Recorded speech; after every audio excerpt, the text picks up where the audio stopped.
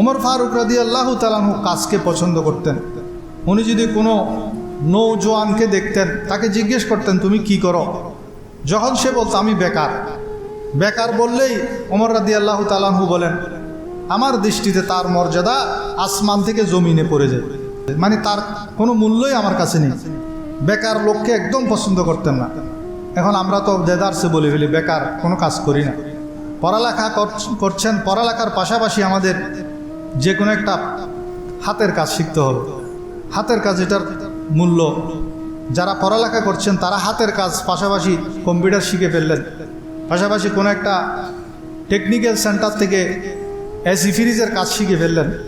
SSC pass করার সাথে সাথে সন্তানদেরকে এই সকল টেকনিক্যাল কাজ, বিদেশের মধ্যে গেলে সেখানে টেকনিক্যাল কাজের বিকল্প নেই, যে কোনো টেকনিক্যাল কাজের মধ্যে তাকে ভর্তি করে দেবেন।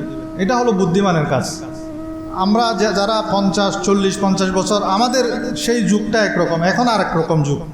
এখন সময়কে অপচয় করা মানে হলো এর চেয়ে বড় বোকামি আর নেই। এই যে এখন আর্টিফিশিয়াল ইন্টেলিজেন্স AI যেটা এসেছে, এটা দিয়ে অনেকে বলছে অনেকে বেকার হয়ে যাবে, কিন্তু এটাকে যদি যথাযথ কাজে লাগানো যায় এটা আপনার সময়কে বাঁচিয়ে দেয়। যারা স্টুডেন্টরা আছেন তারা আগে ইউটিউবের মধ্যে অনেক টিচারের লেকচার আছে 2 ঘন্টা 2.5 ঘন্টা, এই 2 ঘন্টা 2.5 ঘন্টার ক্লাসটা সে 2 ঘন্টা 2.5 ঘন্টা হেডফোন লাগিয়ে শুনতেছে আর নোট করতেছে। আর্টিফিশিয়াল ইন্টেলিজেন্স এমন সফটওয়্যার তারা আবিষ্কার করেছেন, এই 2-2.5 ঘন্টার এখানে কি আছে সেটা সামারি করে আপনাকে বের করে দিচ্ছে। নোটবুক LM এটার নাম, নোটবুক LM। ছাত্ররা এটা লিখে রাখো, নোটবুক LM। এটার মধ্যে তুমি একটা ক্লাস যদি 2.5 ঘন্টার ক্লাস হয়, সেটা তুমি 5 মিনিটে সেখানে কি আছে সামারি বের করে ফেলতে পারবে। কিছুদিন আগে তো একটা ছাত্র ক্লাসের মধ্যে AI দিয়ে পরীক্ষার প্রশ্নের উত্তর দিয়ে দিচ্ছে, ধরা খাইছে। খারাপ কাজে ব্যবহার করা যাবে না। আমাদের AIটাকে আমাদের উন্নয়নের কাজের মধ্যে ব্যবহার করতে হবে। এটা আমাদেরকে অনেক অনেক সহজ করে দিয়েছে। এখন আমরা ছেলেদেরকে কাজ শিখাতে চাই না।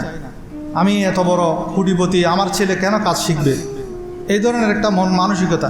কিন্তু এই ছেলে ইউরোপের যাওয়ার জন্য HSC পাস করার পর সে বলে আমি ইউরোপে যাব।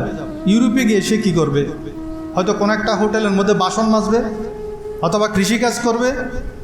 20 লাখ 25 লাখ টাকা খরচ করে সে ইউরোপ কান্ট্রির মধ্যে গিয়ে যে পরিশ্রম করছে, সে পরিশ্রম যদি সে এই দেশে করে তাহলে দেশের মধ্যে সে সেরকম টাকা ইনকাম করতে পারবে। কিন্তু আমাদের ছেলেরা ঘরের মধ্যে বাবার হোটেলে যতক্ষণ আসে ততক্ষণ কাজ করবে না, পরিশ্রম করবে না। সেজন্য যুবক ভাইয়েরা, আপনারা SSC পাস করছেন, আপনি কাজ শিখা শুরু করে দেন। একটা ওয়ার্কশপে তাকে ঢুকিয়ে দেন, সে পার্ট টাইম 1 ঘন্টা 1 ঘন্টা সেখানে গিয়ে সে কাজ শিখুক। সিঙ্গাপুরের মধ্যে অধিকাংশ লোক যায় ওয়েল্ডিংয়ের কাজে। আপনারা দেখবেন ইউরোপের মধ্যে যাচ্ছে, সিঙ্গাপুর যাচ্ছে, অনেক প্রতিষ্ঠান আছে তারা সেখানে কী শিখায়? হয়তো রাজমিস্ত্রির কাজ শিখাচ্ছে, অথবা শাটারিংয়ের কাজ শিখাচ্ছে, অথবা ওয়েল্ডিংয়ের কাজ শিখাচ্ছে, অথবা এসি ফ্রিজের কাজ শিখাচ্ছে। তো ইউরোপ কান্ট্রির মধ্যে এই কাজগুলোর ডিমান্ড বেশি। তো সেই কাজগুলো আমাদের সন্তানদেরকে পড়ালেখার পাশাপাশি এই ধরনের কাজ শেখানোর জন্য উদ্বুদ্ধ করতে হবে। আমরা কি করি? শুধু কম্পিউটার শিখাই। কীরকম কম্পিউটার? শুধু MS Word, Excel, PowerPoint শিখে সে মনে করে সে কম্পিউটার শিখে ফেলছে। এখন এগুলার কোনো ভ্যালু নেই। MS Word, Excel, PowerPoint-এর এটা আপনি প্রাথমিক ধারণা অর্জন করলেন। কম্পিউটার এটা একটা বিশাল সমুদ্র, তো সেখানে আপনি কম্পিটিশনে পারবেন না। তো যেখানে কম্পিটিশন কম, যে কাজগুলার ডিমান্ড বেশি, সে কাজগুলো আমাদের সন্তানদেরকে শিখাতে হবে। আমরা সেগুলো শিখাই না। তারা সারাদিন ফেসবুক আর ইউটিউবের মধ্যে, টিকটকের মধ্যে সময় ব্যয় করে মূল্যবান সময় তারা নষ্ট করে ফেলছেন। হযরত ওমর রাদিয়াল্লাহু তাআলা আনহু সেজন্য বেকার যুবক দেখলেই উনি বলতেন, সে যখন নিজেকে বলে বেকার, তখন আসমান থেকে তার মর্যাদা আমার দৃষ্টিতে জমিনে পড়ে যায়।